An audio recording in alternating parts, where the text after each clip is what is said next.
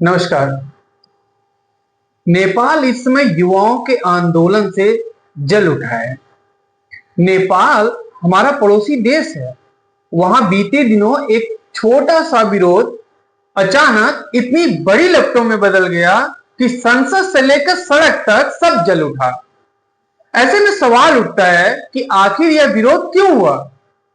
तो आपको बताते हैं कि यह विरोध नेपाल सरकार द्वारा वहां सोशल मीडिया पर बैन लगाए जाने के बाद शुरू हुआ। उसमें वहां के युवाओं ने इसको जेन जेड का नाम दिया था, लेकिन बाद में अब इसे लोग जेन जेड रिवॉल्यूशन यानी युवाओं की क्रांति कहने लगे हैं।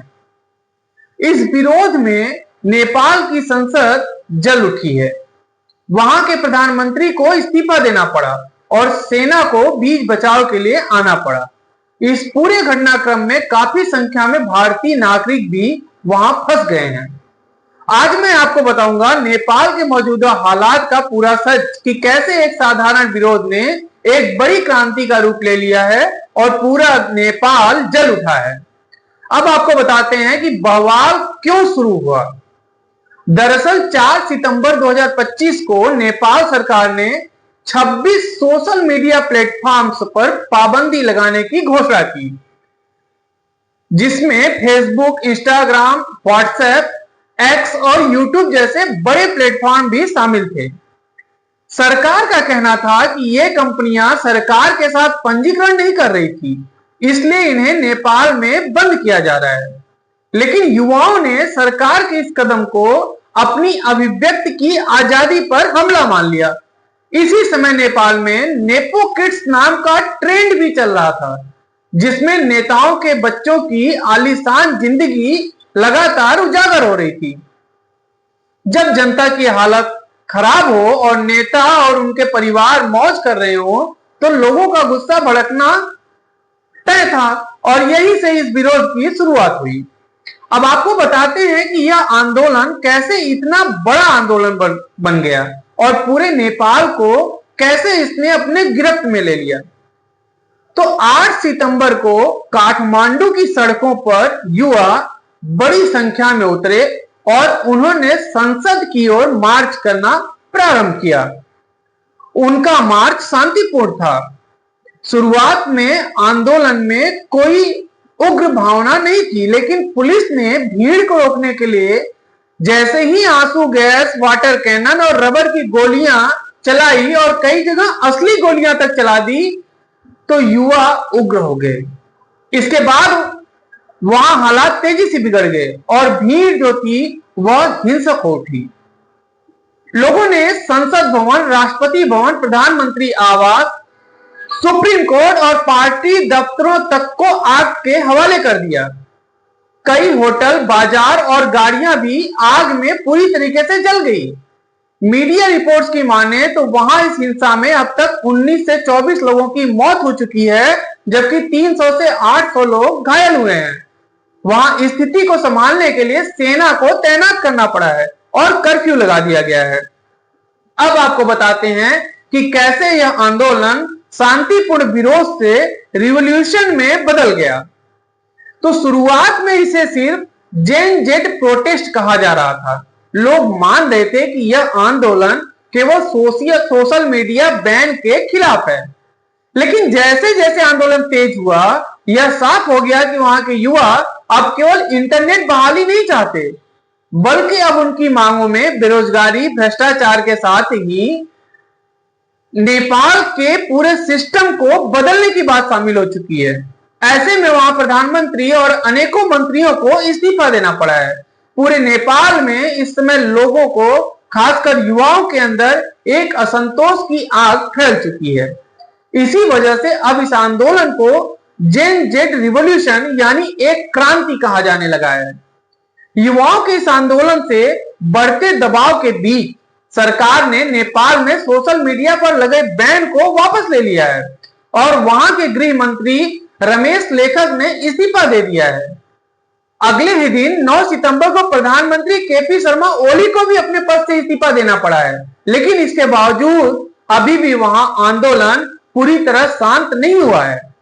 कई जगहों पर लोग राजशाही वापस लाने और नेपाल को हिंदू राष्ट्र बनाने की मांग कर रहे हैं। यह राजनीतिक अस्थिरता नेपाल के भविष्य के लिए एक बड़ी चुनौती बन गई है। नेपाल में रह रहे, यहां वहां घूमने गए भारतीय लोगों पर भी इस पूरे आंदोलन का बहुत बड़ा असर पड़ा है। मीडिया रिपोर्ट्स में यह बात सामने आई है कि करीब 40 भारतीय पर्यटक जो केरल से नेपाल घूमने गए थे, काठमांडू में एक होटल में फंस गए हैं। वहीं पोखरा में भी वॉलीबॉल लीग के लिए गई एक भारतीय महिला भी दंगे के बीच वहां बुरी तरह फंस गई है और उसने भारतीय लोगों से मदद की गुहार लगाई है। सोनौली बॉर्डर पर भी हालात इतने खराब हो गए हैं कि एक दूल्हे को अपनी बारात पैदल ले जानी पड़ी है। भारत सरकार ने भी तुरंत एडवाइजरी जारी करते हुए भारतीय नागरिकों को नेपाल यात्रा टालने और जो लोग पहले से वहां हैं उन्हें सुरक्षित जगह पर रहने की सलाह दी जा रही है। देश की प्रमुख एयरलाइन इंडिगो और कई अन्य एयरलाइनों ने भी काठमांडू की अपनी उड़ानें रोक दी हैं। अब तक की रिपोर्ट के मुताबिक नेपाल में करीब 24 लोगों की मौत हो चुकी है और करीब 800 लोग घायल हैं। वहां की संसद, supreme court, Rashtrapati Bhavan, party दफ्तर और कई होटल तथा बाजार आग में जलकर तबाह हो चुके हैं। नेपाल में हालात को काबू करने के लिए वहां सेना को उतारा गया है और कई जगहों पर कर्फ्यू लगा दिया गया है और वहां की सरकार पूरी तरह अस्थिर हो चुकी है। तो नेपाल में जो अभी के राजनीतिक हालात हैं वो बहुत ही गंभीर हैं। अभी कुछ दिन पहले ही बांग्लादेश में हम लोगों ने तख्ता पलट होते देखा। नेपाल में यह सिर्फ सोशल मीडिया का मामला नहीं रह गया है, यह विरोध प्रदर्शन अब वहां बढ़ते बेरोजगारी और भ्रष्टाचार के साथ ही नेपाली नेताओं की बढ़ती शानो शौकत के साथ ही अपनी आवाज दबाए जाने को लेकर भी है और इसीलिए अब इस आंदोलन को रिवॉल्यूशन कहा जा रहा है। नेपाली युवाओं ने साफ कर दिया है कि वो केवल डिजिटल आजादी ही नहीं बल्कि पूरे सिस्टम में अब बदलाव चाहते हैं। हालांकि इस आंदोलन का असर भारत नेपाल संबंधों पर भी पड़ा है और सीमा पार व्यापार पूरी तरह प्रभावित है। साथ ही नेपाल में पर्यटन लगभग ठप हो चुका है। ऐसे में भारतीय नागरिकों की सुरक्षा भी एक बड़ी चिंता बनी हुई है। भारत सरकार हाई अलर्ट पर है और अब सबकी नजर इस पर है कि नेपाल का भविष्य किस दिशा में जाएगा। तो दोस्तों, नेपाल की यह कहानी केवल एक पड़ोसी देश का संकट नहीं है, यह हमारे लिए भी एक बड़ा सबक है। यह सबक है कि जब युवा वर्ग उठ खड़ा होता है तो सबसे मजबूत सत्ता भी हिल जाती है और ऐसे में सबसे बड़ा सवाल यह है कि नेपाल का भविष्य अब क्या होगा। नेपाल गहरी अराजकता में डूब चुका है। तो आज के लिए इतना ही दोस्तों, नमस्कार। तो आज के लिए इतना ही और आपको बता दें दोस्तों कि आपके लिए जब हम ये वीडियो तैयार करते हैं, एक वीडियो तैयार करने में हमें 3 से 4 घंटे का समय लगता है। उसकी पूरी स्क्रिप्ट लिखना, रिकॉर्डिंग करना, उसको एडिट करना। तो दोस्तों, आपसे मेरा निवेदन है कि आप हमारे वीडियो को लाइक और सब्सक्राइब जरूर करिए और आप कमेंट किया करिए, कमेंट करके हमें बताया करिए कि हम क्या अच्छा कर रहे हैं, क्या गलत कर रहे हैं। दोस्तों, यूट्यूब पे मेरा जो चैनल है वो है कृष्णा दुबे, एक ही में रहेगा, KRISHNADUBEY, उसके बाद स्पेस है, फिर आपको ऑफिशियल लिखना है, कृष्णा दुबे ऑफिशियल। और यूट्यूब पे मैं आपको इस नाम से मिलूंगा।